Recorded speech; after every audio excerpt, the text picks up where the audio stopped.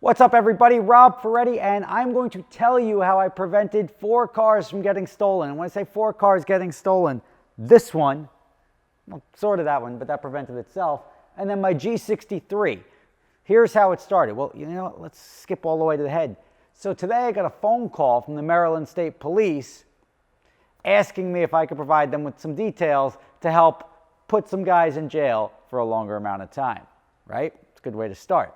Now let's rewind all the way back to what happened.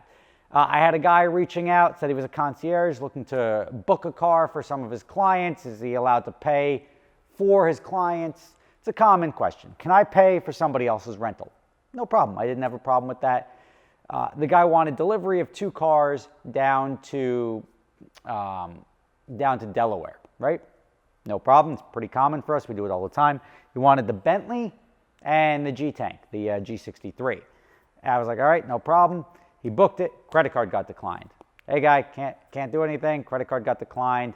But I said I'll deal with it as we get closer to the rental. It was the middle of winter, so it didn't really matter whether I locked in that credit card or not. Fast forward, we start getting closer to the rental. I've got like 70 emails back and forth. And next thing you know, the guy's like, I'm like, look, I'm sorry, but the Bentley, the shock was, remember when it was down because the shock exploded? Well, he's like, all right, well, what else do you have? I'm like, oh, I got a Lamborghini. He's like, oh, perfect. I'll take the Lamborghini and the G-Wagon. No problem. So he sends me over the licenses, the insurance for the guys, and then we just have to get the payment. I've got the license called, verified the insurance was active, and then we're doing the payment.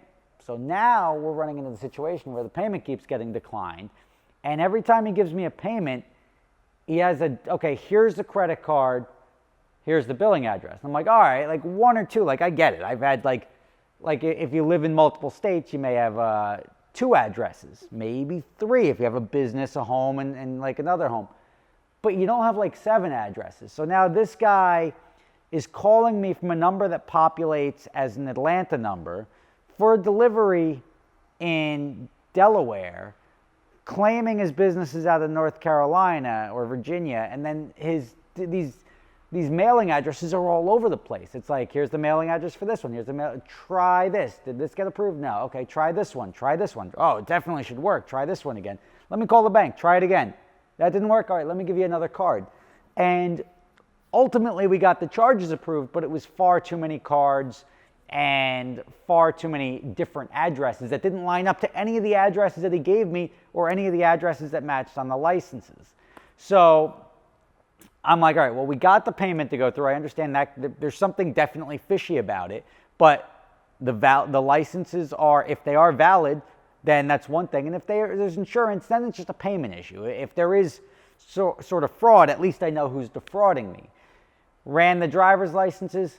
Driver's licenses came back. One of them came back as not found, and the other one, the license had the wrong expiration date. There were 2 discrepancies on the license that were incorrect according to what the MVR report was. So I was like, no go. We're not gonna do that. We're not gonna deliver these cars. And I was like, it is what it is. So like, I told the guy, I'm sorry, I can't deliver the cars. He's like, all right, fine, refund the money. Like, no problem, I'll refund the money. And I always do this just to see what happens when they say that.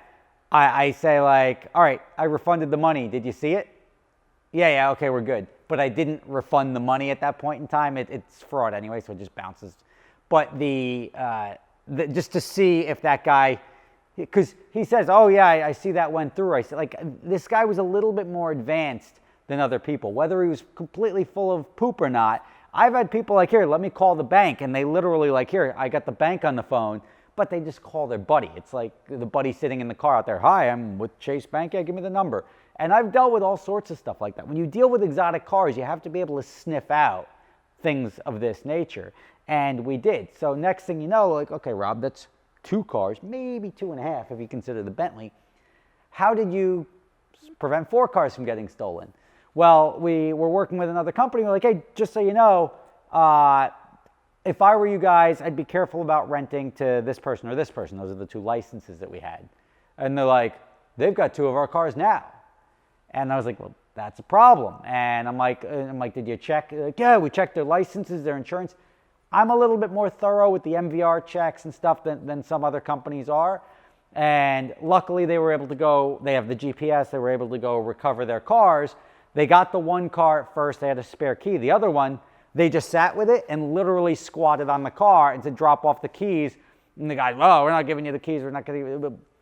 Fast forward, they're like, look, I don't care. You could leave the key on the side of the road and then tell me where you left it an hour later and we'll go get it. But you got to leave those keys. So fast forward, ultimately they worked that out. They got both of their cars back. It was a long day. It was like 18 hours, but they were able to recover both of their cars. So those cars were all safe. I figured if they had, and this would have been a rental at the same time. They were stealing 4 cars just from the 2 companies that us and the other company would have been stealing 4 cars, which is what, you're talking $500,000 worth of cars in one shot.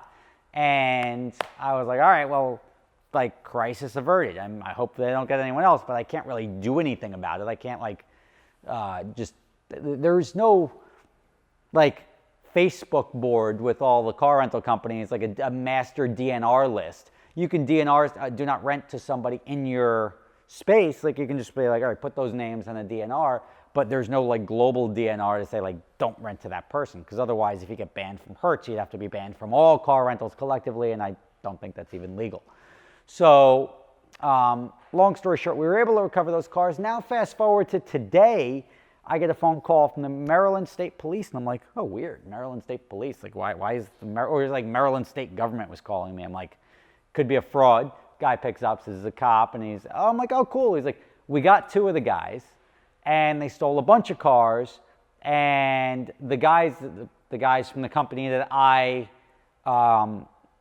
helped prevent their cars from getting stolen gave them my number, and I'm sending over the evidence that I have, the licenses, all the credit cards, all this and that, and they're going, and the email chain, I got the recorded phone calls, and they're going to help compile that to make a larger case against these guys.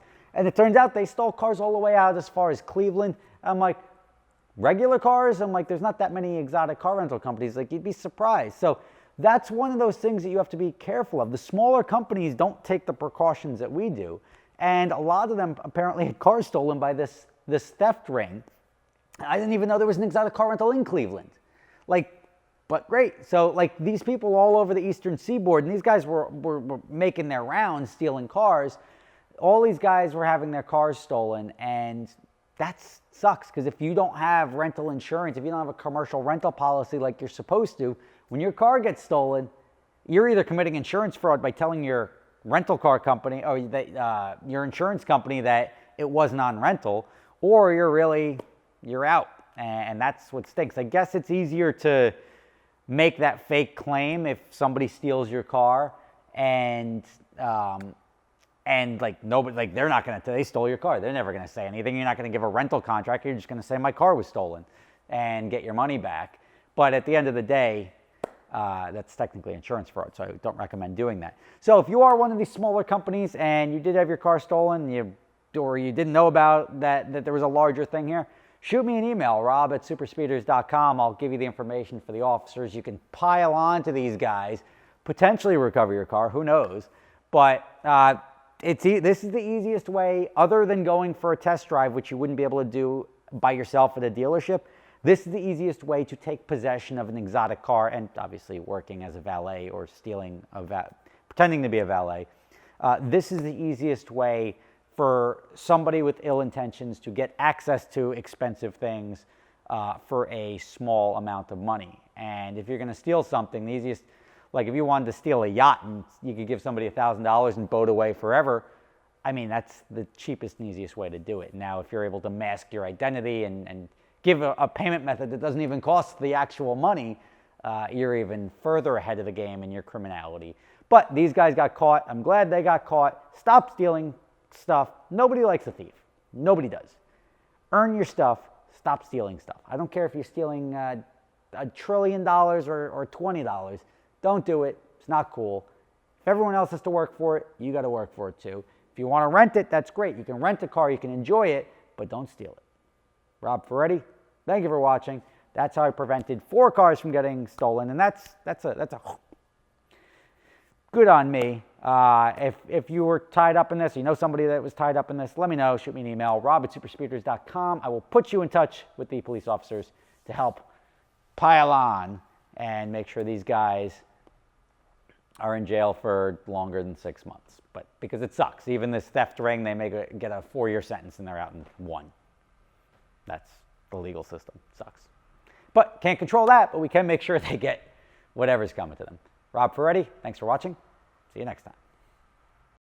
So you guys are familiar with my other company, Adventure Drives, right? Well, this year we've got 2 trips coming up. One, which is starting in Seattle and ending in Jackson Hole in July. That's going up through the Canadian Rockies, coming down through Banff, Yellowstone, Glacier National Park, and Grand Teton National Park. It's going to be phenomenal.